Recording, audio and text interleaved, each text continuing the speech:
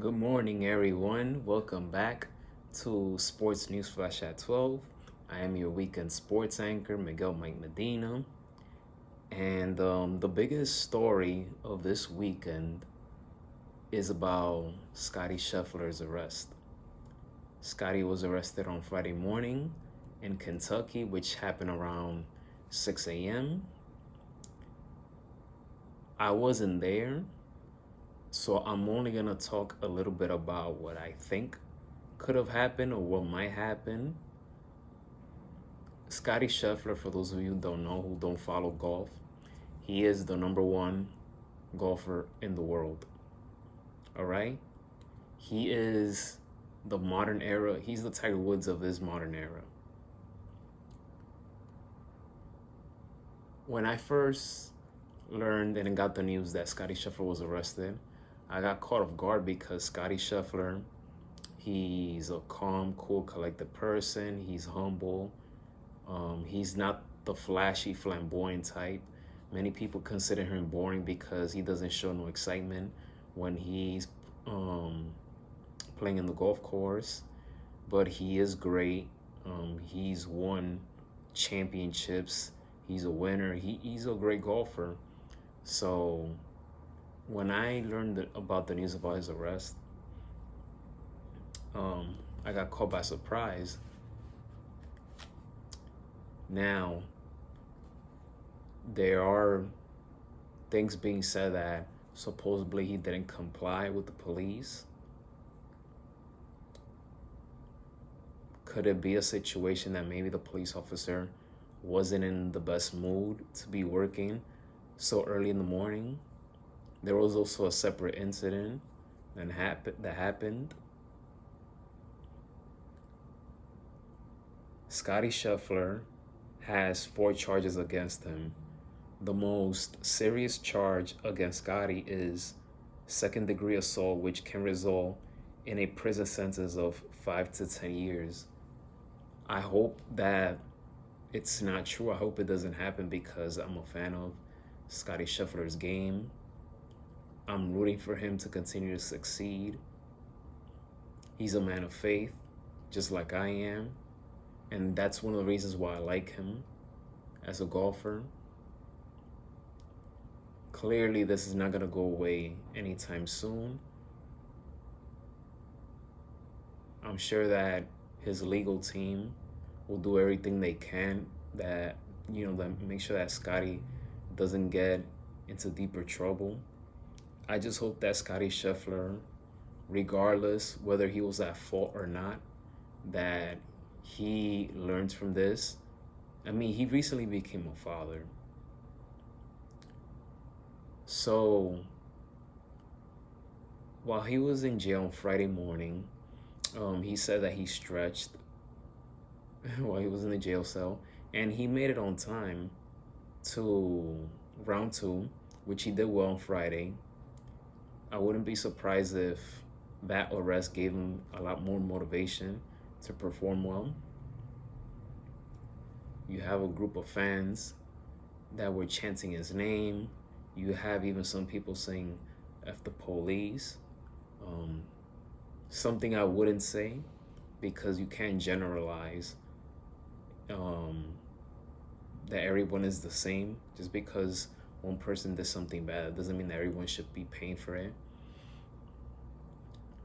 So Scottie has a lot of support. And I also will have to say this. When you're on top of the world, when you're winning, you're going to affect people's emotions. When you're doing so good, people are waiting for you to slip up. And you have some people that are using this situation to badmouth Scottie Scheffler. This is why I'm saying that Scottie needs to be careful going forward, because there are people that are rooting for him to fail. Why? One of the biggest reasons is because he's a great golfer. And like I said, when you win a lot, people are going to get tired of you. So even though he performed well on Friday, Saturday was a different story. Did we see the human side of Scottie? That these issues that happened on Friday, that these off the golf course issues, did it affect his game? We don't know. Maybe. I mean, Scottie is known for being well poised, knows how to concentrate well. Psychologically, he focused on his game, but we wouldn't be surprised if the human side came out of him on Saturday because he didn't perform well on Saturday compared to Friday. So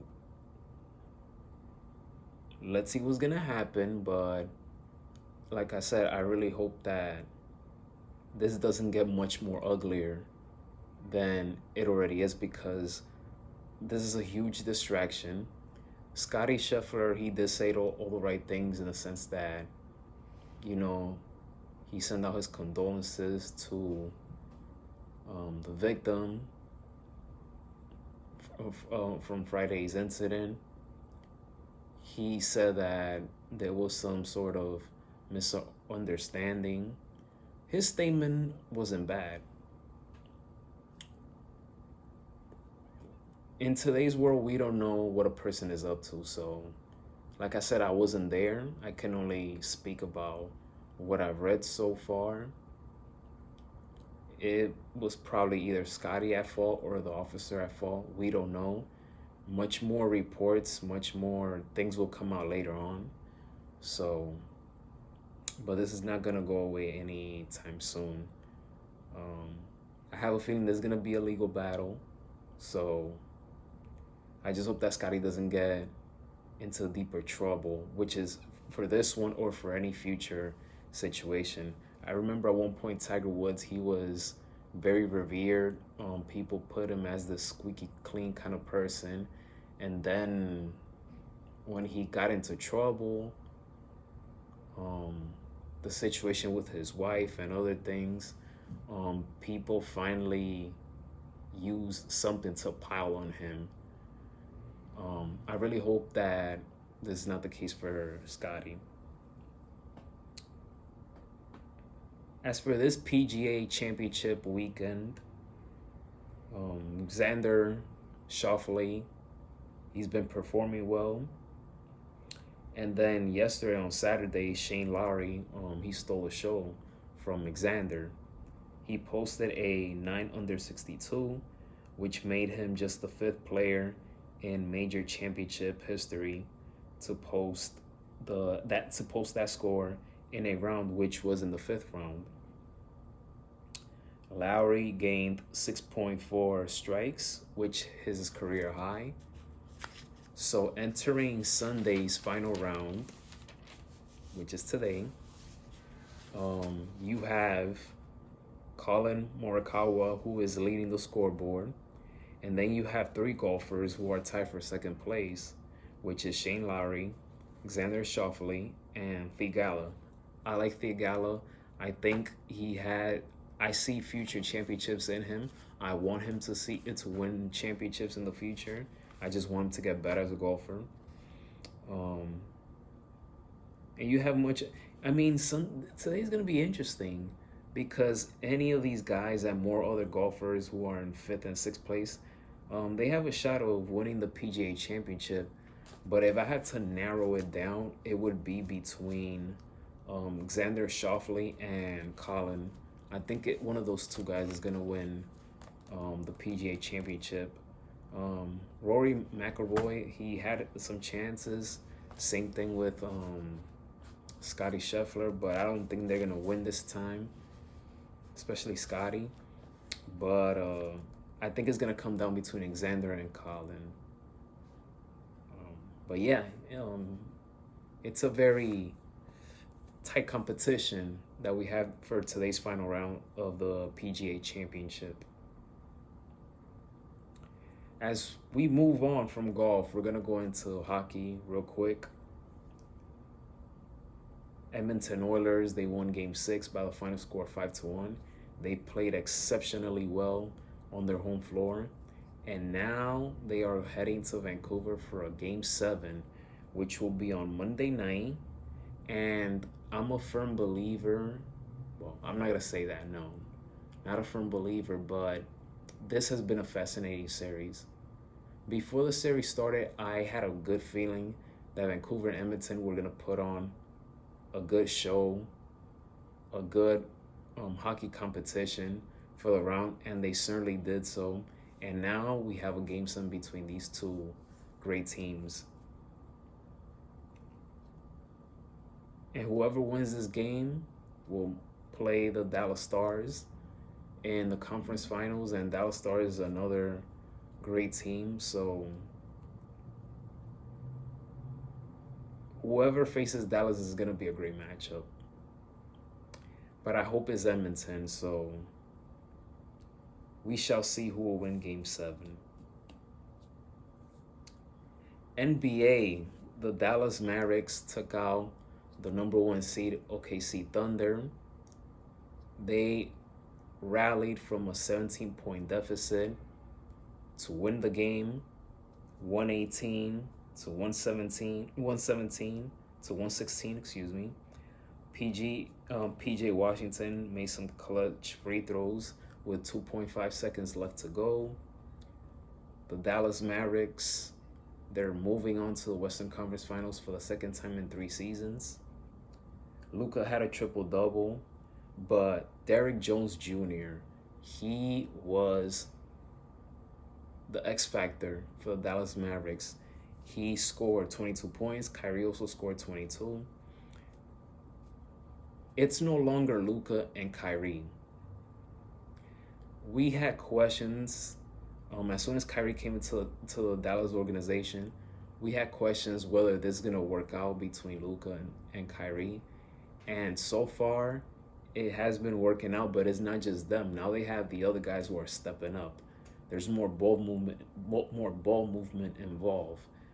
Derrick Jones, now he's not just about dunking. He's also about making plays and making shots. He made a nice fadeaway shot that I liked last night. So I really liked how he played in this series, especially in this game.